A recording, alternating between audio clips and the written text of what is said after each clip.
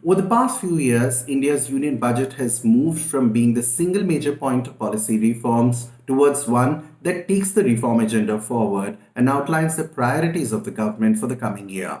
The Union Budget 2021-2022 builds on the series of measures undertaken last year to contain the economic impact of coronavirus and support economic recovery and revival. While over the next few days, one will analyze the documents in detail, but from broadly, one can say is that it is a smart and a sensible budget that focuses on utilizing the energy and resources of the government towards areas where government support and intervention is required to expand economic and growth opportunities. Infrastructure is one of the big focus areas in this budget, and this was one of the demands of the industry as well for the ripple effect it has on the economy and also the potential it holds from a job creation perspective.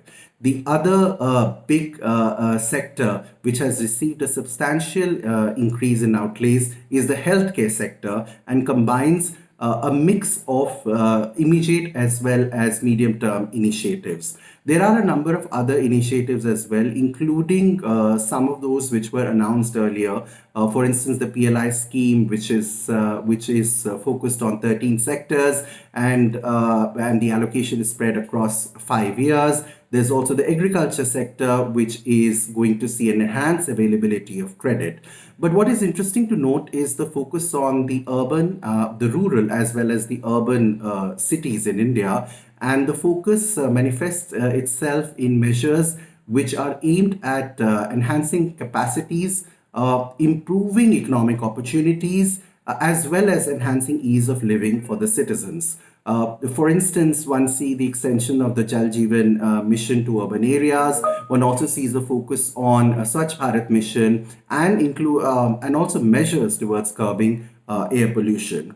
On the fiscal management side, the government has shown or shared the path for the glide path for coming back to the fiscal deficit levels which were envisaged earlier. While the government, and this is a big positive, has chosen not to tinker with broadly the corporate and the personal tax structures, it is seeing the resources required for supporting the initiatives in the coming year. These resources being mobilized through privatization and disinvestment majorly.